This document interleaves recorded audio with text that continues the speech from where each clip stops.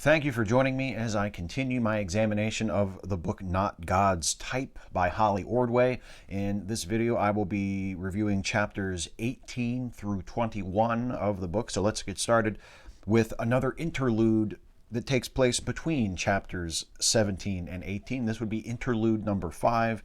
And I just want to remind you, because I feel I haven't made this clear, as clear as I could have in the past videos, these interludes do not take place in the same time frame as the events in the chapters. The interludes so far have all been set at a later point in Ordway's life after she has already become a Christian. So I apologize if that's a little confusing for some of you, if I haven't made that as clear as I should have.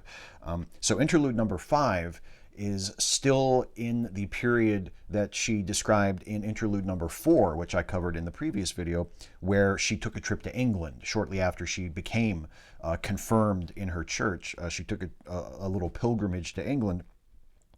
And while she was there, she visited the shrine of Our Lady of Walsingham. She knew of this shrine because her home church, St. Michael's by the Sea, had a replica of the shrine's famous statue of Mary. And while visiting the shrine, she prayed in a small side chapel that was dedicated to the risen Christ. And while she was praying there, she contemplated writing the story of her journey to Christianity. But she wondered if that was the right thing to do. Eventually, she stared at a flickering votive candle, and she realized that Christ was the light that she could follow, just like that candle. And even if she herself couldn't see the path that lay ahead, she could trust that Christ knew the way and that she should be following him no matter what. I wonder if she ever wrote that book. She then describes a series of coincidences that followed when she converted from Episcopalian to Catholic a few years later. She was received at a church in Houston dedicated to Our Lady of Walsingham. And the Monsignor who confirmed her as a Catholic was the same man who had confirmed her as an Episcopalian a few years earlier, having recently switched churches himself. And as Ordway tells this story, she writes, "I am not making this up," as though she expects us not to believe her, as if she expects that bit to be the bit that just beggars belief in her readers.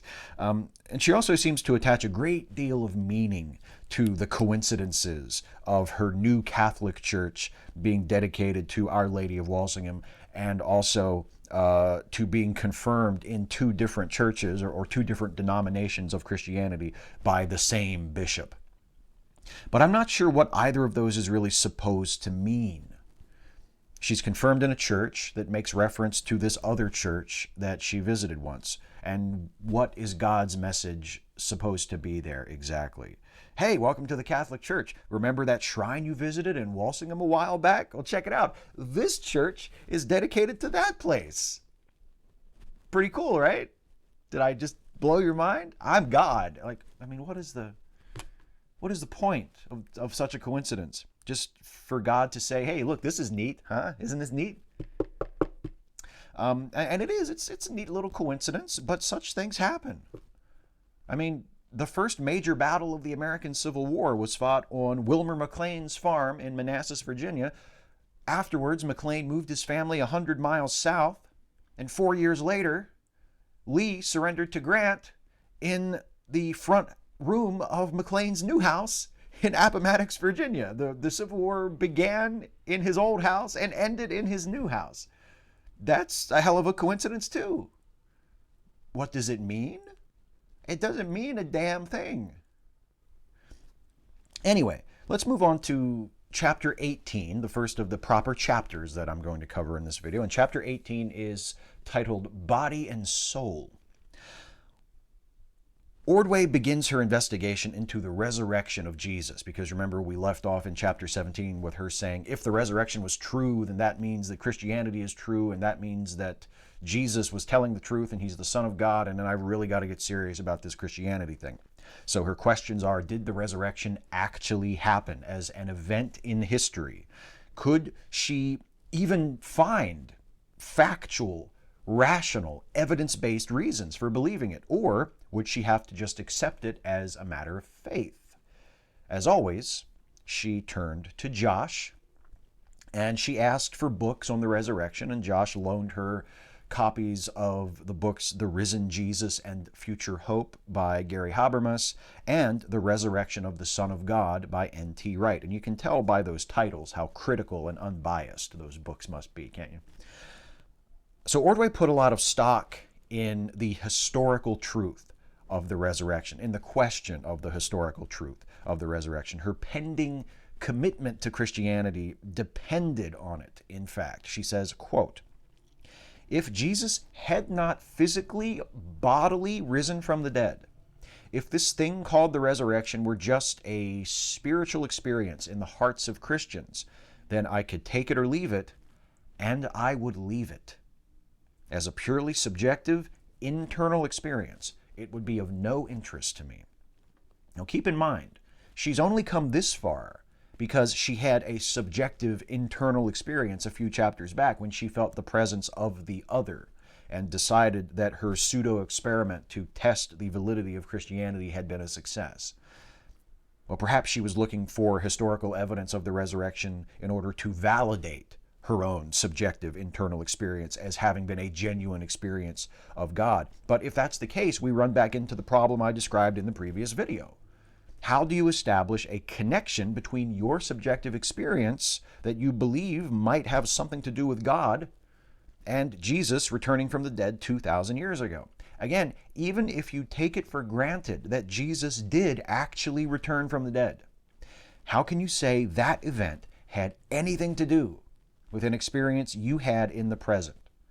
You felt what you thought was the presence of God. Then you found out Jesus had really returned from the dead. Therefore, your experience was genuine?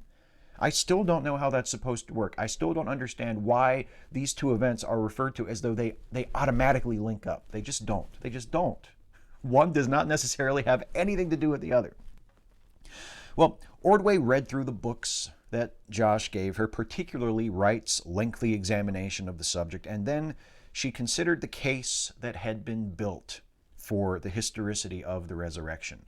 Quote, "After hundreds of pages of painstaking analysis of the evidence, it was impossible to ignore certain facts. Jesus was brutally tortured to death in a way that under any normal circumstances would have marked his cause as a complete failure.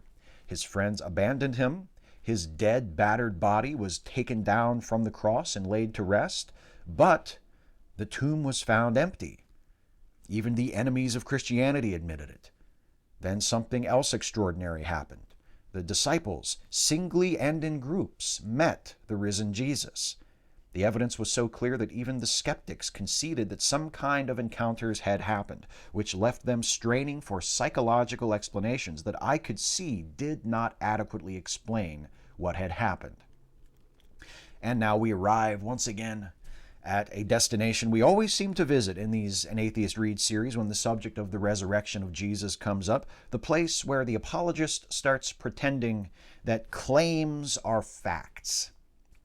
How do we know that Jesus was tortured and crucified? How do we know his friends denied him and abandoned him? How do we know he was laid to rest in a tomb and then later that tomb was discovered to be empty?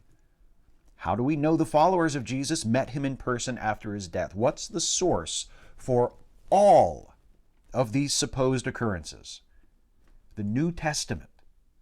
And even if we treat the various books of the New Testament as separate sources rather than a single source, we're still left with this dilemma. Every scrap of detail about the death and resurrection of Jesus, and the life of Jesus for that matter, comes from accounts that were written down long after the fact, written by people who were not eyewitnesses to the described events and had not spoken with eyewitnesses to the described events in most, if not all cases, and written by people who were consciously, willfully creating narratives designed to either encourage people who were already in the church or to persuade people who weren't to join the church. The few scant references to Jesus that we have from non-Christian sources of this time all refer to things that people of the time believed, not to historical events as though they really happened. There's also the problem of those post-resurrection appearances, which aren't referenced in the earliest books in the New Testament. The original ending of Mark was the discovery of the empty tomb, with the bits about Jesus appearing to the disciples added later. Ordway covers some other well-worn ground. She insists that the stories about the resurrection of Jesus couldn't be legendary because not enough time passed between the death of Jesus and the writing of the Gospels for the legends to have taken hold and corrupted the truth. She claims that she knows this because she studied oral tradition in school, which struck me as odd since, as far as I know, the oft-repeated "too early to be a legend" talking point was based on a misinterpretation of a passage by historian A.N. Sherwin-White. So, unless the professor who taught her about oral tradition had also misread Sherwin-White, she's either remembering that wrong or blowing smoke. Ordway also repeats the common apologist argument that the resurrection must have happened because nothing else accounts for the rise of the church following the death of Jesus. Why else would the disciples, who were scattered and discouraged following the crucifixion, have found new courage and determination to share the gospel and grow the church? Why would they have done that if Jesus hadn't actually returned? But this has the same flaw as the stories about the resurrection itself. There are no sources for the state of the disciples post-crucifixion and pre-resurrection other than Christian sources that were written by members of the church for the purpose of promoting the church. Ordway refers to the sudden turnaround of the disciples from despondent cowards to, quote, bold proclaimers of Jesus, as though it's an established fact of history when it isn't. She also refers to Paul encountering the risen Jesus, as though that is an established fact when it isn't. She's assuming part of the story is true and then asking, how else could this be true unless this other part was true? It's a bit like saying, well, Krypton must have exploded, because how else would Superman have been there to stop Lex Luthor from blowing up California? Lastly, Ordway makes the same argument C.S. Lewis makes in Mere Christianity, saying that when she read the Gospels, she could tell that they were historical narratives. She knows what myths are like. She knows what myths sound like. And the Gospels ain't no myths. Take her word for it. She can just tell. And if other people who have comparable training and credentials to hers read the same Gospels and conclude that they most likely are filled with myth and legend, well, let's just pretend that they don't exist. Well, as the chapter comes to a close, Ordway returns to the notion of the afterlife, which, as I touched on a few videos ago, is very important to her. Quote, if the resurrection had really happened, it meant that my experience of being me, of being body and soul in deep connection, was profoundly validated and would be eternal, or could be, if I accepted him. Yet, what was the price? What would he ask of me, and would it be more than I was able or willing to give? Again, no logical connection between the truth of the resurrection and the divinity of Jesus, or any subjective experience of Ordway's which she believes to be related to that divinity. Christians assume the resurrection being true automatically validates every claim made in the Bible and everything they believe about it, but that is just not the case. But what about the price? What would Jesus ask of Holly Ordway, and would she be willing to give it? What a hook. Dropped right at the end of the chapter. So let's move on and find out by looking at chapter 19, which is titled, Taking a Dangerous Step. So Ordway writes of a conversation she had with Josh about the implications for her life if the resurrection was true. And suppose the resurrection was true. Was there another step that Ordway had to take? And was that step she had to take without reason? Would she have to take that step on faith alone? And just to reiterate, every step she's taken toward Christianity so far has been based on faith and her interpretations of her own subjective experiences, which I believe are very strongly influenced by her own biases and her own wishful thinking, particularly about the existence of the afterlife. I don't feel like I'm reading too much into it to make that assumption based on what she's read and what I've shared with you from the text. So anyway, she's already taken every step so far based on faith, not based on reason and evidence or anything. So why should she stop now? Josh told her that there was another step that she had to take, but it wasn't a step that had to be taken without reason. Well, of course, Josh said that. He knew that that was what she wanted to hear. He was about to see his long game pay off. He wasn't going to blow it now. He's like 10 feet from the finish line with this conversion deal. He's going to stick with it. Anyway, quote, Josh continued, "The metaphor I like is of aviation. Let's say you are afraid to fly because you are afraid the plane will crash. I could sit and explain to you about aerodynamics and plane construction step by step until you are intellectually convinced that planes can safely fly. I could show you an airplane's logbook that shows it has been checked and signed off as safe to fly.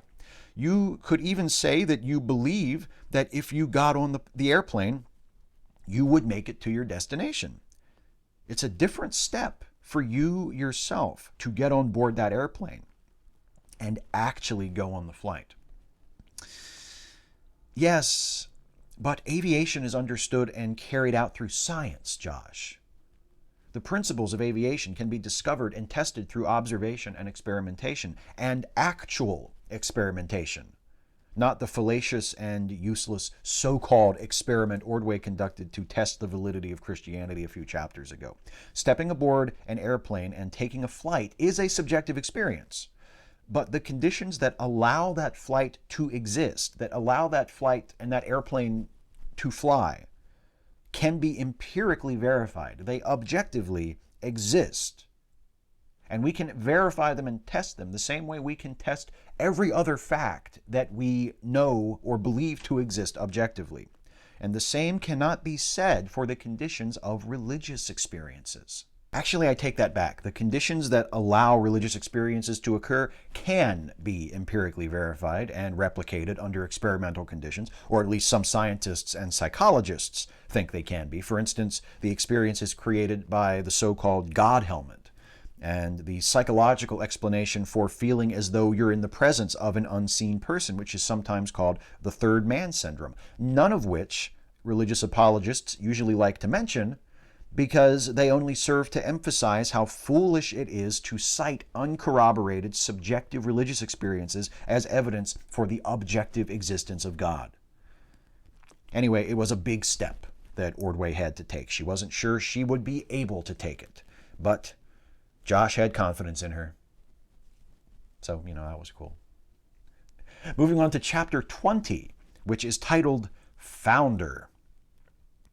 So at this point in her story, Ordway has decided that Christianity is true, that the resurrection happened, that Jesus is the real deal. She thinks that she's come to this conclusion through examining historical evidence and being persuaded by solid logical arguments. That's not how I see it. I have a big problem with her telling us her journey to Christianity was based on a rational, evidence-based process, while the journey that she has showed us through her memoir has been anything but that. But whatever, here we are. She was ready to buy the ticket and get on the plane, so to speak. But first, she had a few more questions for Josh. Like, for instance, if she bought the ticket, if she got on the plane, what would she be getting herself into? Quote, Josh didn't answer at all like I expected. Jesus says a couple of paradoxical things relating to this question, he replied. He says, "Come to me, all who labor and are heavy laden, and I will give you rest. Take my yoke upon you and learn from me, for I am gentle and lowly in heart, and you will find rest for your souls. For my yoke is easy and my burden is light." But later, he says, "If anyone would come after me, let him deny himself and take up his cross and follow me. For whoever would save his life will lose it, but whoever loses his life for my sake will find it." I'll let you ponder that. What kind of an answer was that? Right? It's almost as if Jesus was just spouting meaningless, contradictory gibberish that people mistakenly took to be profound and mysterious. Or alternatively, and just stay with me on this, Jesus never actually said any of those things, and the people who were putting words in his mouth were spouting meaningless, contradictory gibberish that people mistakenly took to be profound and mysterious. Either way, Ordway was totally on board with the profound and mysterious interpretation. She took this as Jesus' way of saying, follow me, back to the votive candle vision. You might not understand where Jesus is leading you to go, but you can follow Jesus. You can trust him. Because Jesus is basically saying to you, one day I might give you rest and comfort. The next day I might make you take up my incredibly heavy cross. And also it's possible that you might have to die for me, but whatever. I want you to follow me. And I came back from the dead, by the way, which means that you have to follow me for reasons I'm not going to bother explaining. Yep. Seems legit. Ordway tells us about a dream she had about her and Josh. Now, I know a lot of you have been shipping Holly and Josh. I've noticed in the comments a few people noticing that Holly seems to have a crush on Josh. So I just wanted to emphasize that this is not that kind of dream. But she did have a dream about Josh. And yes, I am going to tell you about it. Actually, I will let her tell you about it. Quote, in my dream, Josh and I were walking in Jerusalem. Of course, she dreamed that her and Josh were in Jerusalem. Yeah. And he was pointing out the sights to me. He was Virgil to my Dante, my guide and interpreter. Even in the dream itself, I recognized that in some strange way I was acting out the divine comedy. Boy, just underline that as much as possible. I'm sorry. I don't usually interrupt the quotes like this, but she compares Josh and herself to Virgil and Dante, and then she feels, no, I don't know if that's obvious enough. Let me just come right out and say, I'm comparing it to the Divine Comedy. Anyway, I'm sorry, I apologize. In the dream, we sat down on a bench across from a cluster of small stone buildings, gray in a dusty brown landscape. Josh, as Virgil, lest we forget, pointed to one of the buildings and said, that's Jesus' tomb. Then, in the dream itself, everything came together, and I knew, not just understood, but knew that Jesus of Nazareth is the Son of the living God. The tomb was empty. He is not here. Everything clicked together, came sharply into focus, and in the dream, my heart leaped with joy, and I woke up. He is risen. So, let's review the steps in Holly Ordway's transition from atheism to Christianity so far.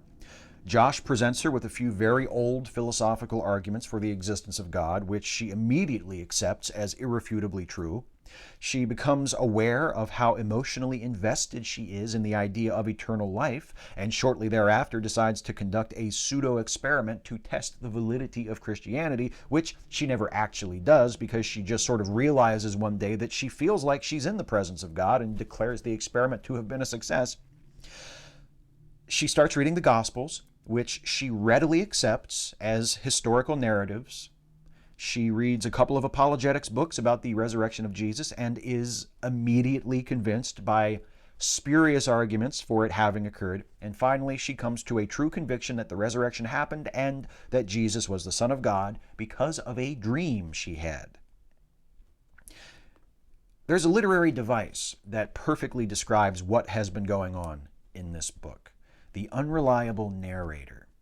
Now, the unreliable narrator is usually found in works of fiction, and in those cases it can be a wonderful device, because when you write a story from the perspective of a storyteller who cannot be trusted, whose account cannot necessarily be believed, you add this wonderful layer of complexity to your story, because now the reader is like, is this what quote-unquote really happened? I mean, of course, none of it really happened. It's a work of fiction, but in the fictional world of these characters, is this what really happened? Or did something else happen? And how can we figure out what really happened from this unreliable account? It's a really wonderful device, or at least it can be if employed correctly. But this is not a fictional story that Holly Ordway is telling us in this book. This is her own real life story. And that is what Holly Ordway has shown herself to be While telling this story, she has shown herself to be an unreliable narrator of her own story. I don't doubt her sincerity for a moment, by the way. I don't think she is being willfully misleading or deceptive. She seems like a very earnest, genuine person. She truly believes that she came to her belief in Christianity not through unfounded faith, but through reason and evidence and critical examination. But while she has repeatedly told us that throughout her story, what she has shown us in relating the events of that story is very different. She's shown us scenes of her being floored by ancient arguments for the existence of God that any philosophy student could counter without much trouble, again, regardless of whether you ultimately find the arguments convincing or not. Remember, it wasn't just that Ordway said she had been convinced by the first cause argument. She claimed that there was no response to it, which is just false. It's just absolutely false. And 5 minutes of research will bring up all kinds of responses to the first cause argument. Again, it might not convince you that it's wrong, but it certainly is not irrefutable. She is utterly convinced by circular arguments for why the resurrection must have happened. She shows no concern whatsoever for the complete lack of physical evidence, the complete lack of archaeological evidence, the complete lack of independent, contemporary, historical corroboration for any of the major bits of the Jesus story, including the crucifixion, the resurrection, the post-resurrection appearances, not to mention this ongoing baseless insistence that a resurrection would validate Jesus' claim to be the Son of God somehow. And look at Josh. Josh is maybe the best example of this phenomenon in this entire book. Ordway tells us that Josh is this amazing, intimidating, razor-sharp intellect. She calls him Virgil to her Dante, for Christ's sake. She seems to think of him as the second coming of Thomas Aquinas, but the Josh she shows us comes across more like a second-rate Josh McDowell. The disparity between the story Ordway thinks she's telling and the story she's actually telling is vast. And that disparity exists not only in her own story, but in how she regards Christianity. And that, as I've said a few times in this series already, is my biggest problem with the book. She tells us that Christianity is built on history and fact and reason, and presents her own story as evidence for this, but all her story shows us is how easily she confused reasons with rationalizations. Well, that's it for chapter 20. Let's move on to chapter 21, which is titled Crossing the Threshold. So, not long after that her and Josh in Jerusalem dream, Ordway was in Las Vegas with Josh and the rest of her fencing team for a competition. The whole team was walking down the street before dinner one night when Ordway told Josh about her dream and said that she had bought the ticket. You know what I'm saying? I bought the ticket. Josh was really happy, of course, but he said there was someone they needed to tell about this. God. Did God not already know? Or is he such a dick that he insists on formal notification? You know what? Never mind. I know the answer to that already. Then something happens that to me is very unsettling. Ordway doesn't seem bothered by it, but, well, here, let me just quote you the passage. Josh asks if he can tell everybody about her newfound Christianity, meaning, can I tell the rest of the fencing team? And Ordway says, yeah, sure. You know, go ahead. Tell them that I've made my decision for Christ. Go ahead. So, quote, so we stopped, and in a pace or two, the rest of the group caught up with us, and Josh said, I have some great news. Holly has decided to become a Christian. And I got congratulations and hugs and cheerful words of welcome to the family. That was my first Christian fellowship among people I already knew, liked, and respected as coaches and teammates and friends. We arrived finally at the Strip and decided to go for a buffet dinner inside one of the big casinos, the one with the Eiffel Tower on it. Then Josh said to me, you're part of the family now, Holly. So since we're all Christians here, we're going to pray. And he said a blessing over the food, and we set to our meal. Was she not a part of the family before? I mean, these are her friends and her teammates. She traveled with them. She trained with them. But she converts to their religion because apparently this was a Christian fencing club all along, except for her. And then she gets the old welcome to the family. Now, I realize I may be being uncharitable here. I want to just acknowledge that. I may be reading too much into this. I may be interpreting this in too negative of a way. It's possible that when Josh said, "You're part of the family," he was just commenting on the fact that now Holly was a Christian like the rest of them, so they didn't have to forego praying before their meals as a courtesy to her anymore, which, I don't know. I mean, it just rubs me the wrong way. You're part of the family now. Like, what the fuck was she before, Josh? So after dinner, Josh and Holly go off on their own, and he gives her a mini sermon about the meaning of Christ's death on the cross and resurrection, and then he leads her through the sinner's prayer, and that's that. She returns to her hotel room feeling like a new person. She writes, "I wonder if my roommate could tell that there was anything different about me." But she's also aware that she's not perfect. She wants to become less imperfect, but she knows that she's not perfect, and she knows that she doesn't know what God was going to do in her life or when he was going to do it. And she also knew that she was still vulnerable to interference. What the hell does that mean? Well, we'll find out in the next chapter, which I will cover in the next video. In the next video, I will look at chapter 22, the blade, chapter 23, the water, and chapter 24, the morning star. That will be in the next video. That is it for this video, folks. Thank you, as always, for watching. Please, if you have anything to say in response to what I have had to say, if you agree, if you disagree, if you think I made a good point, if you think I made a terrible point, whatever you have to say in response to what I have had to say, please do leave a comment on this video. Let me know. Speak your mind. I'm interested in hearing from you.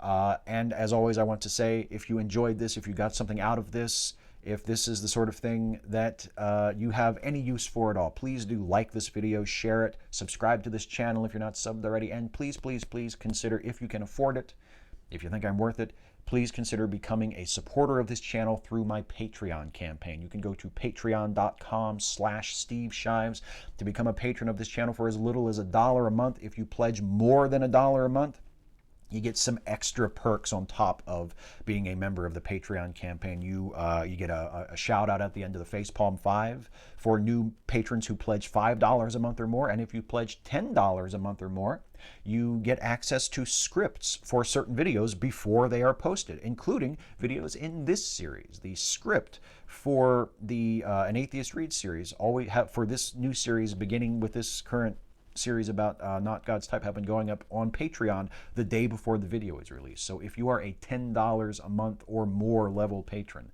you can get access to the written scripts that I use for these videos. Just a little something extra to say thank you. So thank you, as always, for watching. Thank you for your support in whatever form that support comes to me. I appreciate it. I have nothing but gratitude for you and for your attention, and I will see you next time.